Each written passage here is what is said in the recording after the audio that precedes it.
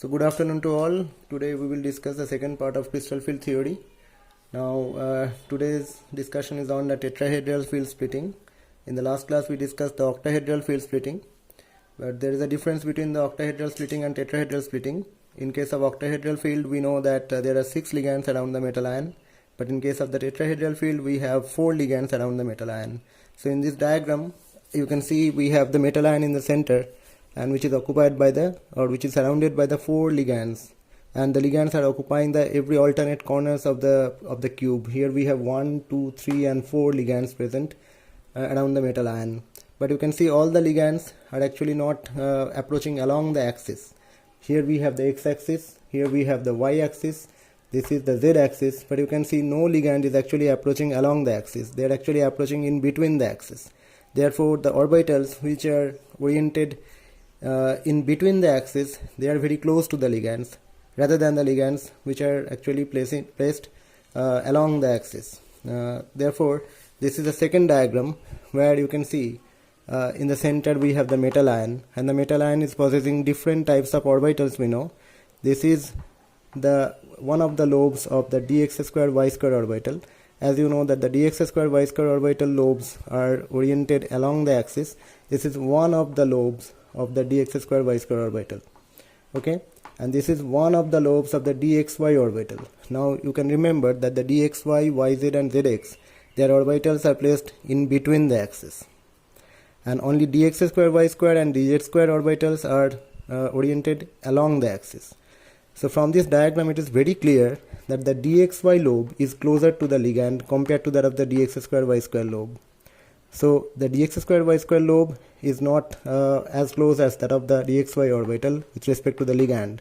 So the dxy orbital is closer to the ligand. Similar to that, the dyz and dzx, these orbitals will also remain closer to the ligands compared to that of the dx square y square orbital and dz square orbital. Therefore the nature of splitting will be different from that of the octahedral field. So what about the nature of the splitting? That is shown in this section. You can see that here we have 5 degenerate d orbitals. 5 degenerate d orbitals are here without field. That means when the ligands are absent. But when the ligands are coming closer and closer and closer, their energies are increasing. Okay? And finally, when the ligands are very close to the metal ion, the splitting occurs. But this time the nature of splitting is just reverse to that of the octahedral splitting. You can see how this splitting is taking place. Here we have dxy, yz and zx. Their energy has enhanced because you can see that these orbitals are closer to the ligands. So their interaction is stronger. So their energies are increasing. Okay. But dx square y square and dz square orbitals, as they are placed along the axis, the distance between them and the ligand is greater. Therefore their energy is decreasing. So here we have these 2 orbitals. Now this particular set of orbitals is not called Eg, rather it is called T2 set. It is coming from the quantum mechanical calculation. This is also called E set, not T2G set. It's called E set. So it's different from that of the octahedral splitting. The lower one will be called the E set, the higher one will be called T2 set. And the energy difference between these 2 sets of orbitals will be called delta T, not delta O. Delta O is for octahedral splitting, whereas delta T is for the tetrahedral splitting. But the 10dq remains the same for both octahedral and tetrahedral. Okay, fine. Now each electron present in the dxy, yz and zx orbital or T2 set of orbitals will be having an energy of plus 4 dq. And any electron residing on the E set of orbitals will be having an energy of minus 6 dq. So that the overall distance or the overall energy difference remains 10 dq. Okay. Now what about the high spin and low spin complex? Okay. High spin and low spin complex. Now remember that if this delta T value is large, then the electrons will preferentially stay at the lower energy state, that is in the E state. Okay. Now if these electrons are staying in the lower energy state, that means for D1, for D2, for D3, for D4, and the 5th electron will go to the T2 set. Therefore the number of spin will be lower. That will be called a low spin complex. But if this energy difference is small, then the first electron will be here, d1, d2, d3, d4, d5. So we should have 5 unpaired electrons in this case. So that will be called high spin complex. So make it clear that if you have a high energy difference between the E and T2 set, then the first electron would go here, 1, 2, 3, 4, 5. Therefore you have only one unpaired electron. But if you have a small energy difference, then d1, d2, d3, d4, d5, we have 5 unpaired electrons. So that will be called high spin state.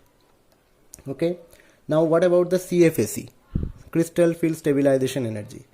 Now remember that crystal field stabilization energy is actually the indication of how stable a complex is. Okay. So CFSE value is actually the indication, or it indicates about the amount of stability of a complex. Now it is the preferential distribution of the electrons in the splitted d orbitals. Okay. Now for a low spin complex, let us consider 3 different configurations, d3, d5 and d7. Okay.